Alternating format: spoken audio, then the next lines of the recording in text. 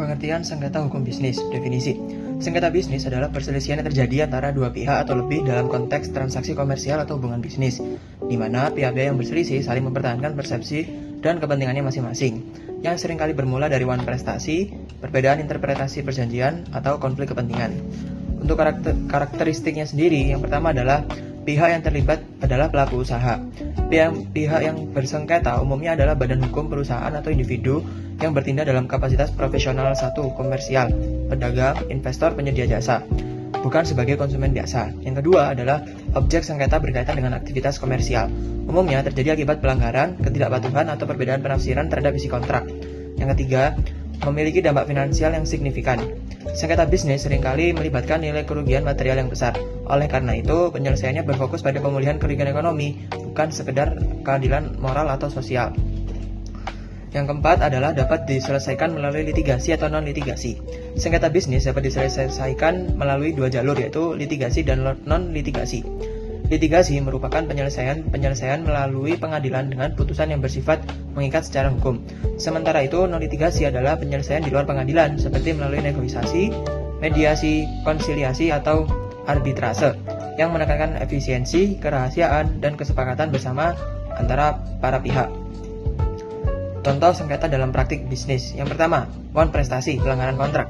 Ini adalah jenis sengketa yang paling umum. Salah satu pihak tidak memenuhi kewajiban yang telah disepakati dalam kontrak. Contohnya, sebuah perusahaan catering memiliki kontrak untuk menyediakan makan siang harian selama setahun kepada sebuah pabrik. Namun, setelah 3 bulan, perusahaan catering tersebut berhenti mengirimkan makanan tanpa mengetahui pemberitahuan, melanggar MOU atau perjanjian jasa yang telah ditandatangani. Yang kedua, sengketa ketenaga kerjaan, hubungan industrial. Perselisihan antara pengusaha atau manajemen perusahaan dengan karyawan atau serikat pekerja. Contohnya sendiri, sebuah perusahaan melakukan pemutusan hubungan kerja atau PHK massal karena restrukturisasi, tetapi gagal membayarkan uang pesangon sesuai dengan ketentuan Undang-Undang Cipta Kerja yang berlaku, memicu gugatan dari mantan karyawan ke Pengadilan Hubungan Industrial. Yang ketiga adalah sengketa kepemilikan saham dan perusahaan, corporate disputes. Perselisihan yang terjadi di antara para pendiri, pemegang saham, atau anggota direksi terkait pengelolaan perusahaan. Contohnya, 2 pendiri startup berselisih mengenai pembagian kepemilikan saham karena salah satu pihak merasa lebih berkontribusi pada pengembangan awal. Sengketa ini dapat meningkat menjadi gugatan hukum untuk menentukan kontrol dan arah perusahaan. Yang keempat adalah sengketa hak kekayaan intelektual (HKI). Perselisihan yang berkaitan dengan penggunaan merek dagang, paten, hak cipta, atau rahasia dagang tanpa izin. Contohnya, sebuah perusahaan pakaian menemukan bahwa kompetitornya menggunakan logo yang sangat mirip dengan logo mereka yang sudah terdaftar secara resmi di Pangkalan Data HKI Kemenkumham, yang berpotensi membingungkan konsumen dan merugikan merek asli. Dan yang terakhir adalah sengketa joint venture. Perselisihan antara mitra dalam sebuah proyek atau usaha bersama yang diatur dalam perjanjian venture. Contohnya, 2 perusahaan sepakat untuk berinvestasi dalam proyek pembangunan perumahan. Namun, terjadi perbedaan pendapat yang signifikan mengenai alokasi anggaran tambahan yang dibutuhkan di tengah jalan, menyebabkan proyek terhenti dan memicu sengketa keuangan di antara kedua belah pihak. Pengertian dan ciri litigasi. Yang pertama adalah pengertian litigasi. Litigasi adalah proses penyelesaian sengketa hukum bisnis yang dilakukan melalui pengadilan. Dalam litigasi, sengketa antara para pihak diperiksa dan diputus oleh hakim berdasarkan hukum serta peraturan-peraturan undang-undangan yang berlaku. Proses ini bersifat resmi karena mengikuti aturan hukum acara yang telah ditetapkan. Selanjutnya ada ciri utama litigasi, yaitu dilakukan di pengadilan yang bersifat formal dan resmi. Persidangan pada umumnya terbuka untuk umum, kecuali untuk perkara tertentu. Proses litigasi menggunakan hukum acara perdata atau niaga sebagai pedoman. Putusan yang dihasilkan hakim bersifat mengikat dan dapat dipaksakan pelaksanaannya. Namun, proses litigasi biasanya membutuhkan waktu yang cukup lama serta biaya yang relatif besar. Dalam litigasi selalu terdapat pihak tergugat dan tergugat yang saling mempertahankan kepentingannya. Selanjutnya ada kewenangan pengadilan dalam sengketa hukum bisnis. Dalam penyelesaian sengketa hukum bisnis, kewenangan pengadilan ditentukan berdasarkan jenis perkara yang disengketakan serta kompetensi pengadilan yang berwenang. Tidak semua sengketa bisnis diperiksa oleh pengadilan yang sama karena masing-masing pengadilan memiliki tugas dan kewenangan tertentu. Berikut adalah contoh-contoh pengadilan. Yang pertama ada pengadilan negeri. Pengadilan negeri ini berwenang mengadili sengketa perdata bisnis pada umumnya, seperti wan prestasi, perbuatan, melawan hukum, serta sengketa yang timbul dari perjanjian atau kontrak bisnis. Yang kedua ada pengadilan niaga. Pengadilan niaga ini menangani perkara bisnis yang bersifat khusus, serta antara lain kepailitan, penundaan kewajiban, pembayaran utang, serta sengketa hak kekayaan intelektual. Yang ketiga ada pengadilan agama. Pengadilan agama berwenang menyelesaikan sengketa bisnis yang berbasis syariah, seperti sengketa dalam perbankan. Selanjutnya ada proses litigasi dan jenis putusan litigasi. Proses litigasi pada umumnya dimulai dengan pendaftaran gugatan oleh tergugat ke pengadilan. Setelah itu, pengadilan melakukan pemanggilan terhadap para pihak yang bersengketa.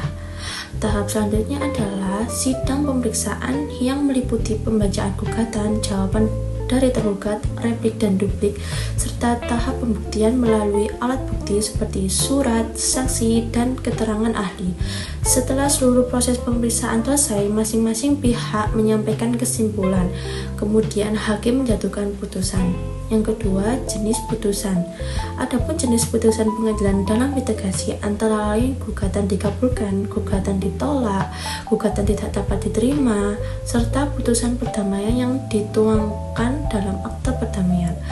Putusan pengadilan yang telah memiliki kekuatan hukum tetap, bersifat mengikat dan dapat dieksekusi apabila tidak ada pihak yang kalah tidak melaksanakan kewajiban. Nah, metode yang pertama yaitu negosiasi, yaitu perundingan langsung antar pihak tanpa melibatkan pihak ketiga untuk mencapai kesepakatan. Lalu yang kedua ada mediasi. Mediasi adalah proses penyelesaian sengketa non litigasi di mana pihak-pihak yang bersengketa dibantu oleh pihak ketiga yang netral dan imparsial yang disebut mediator untuk merundingkan dan mencari solusi mereka sendiri.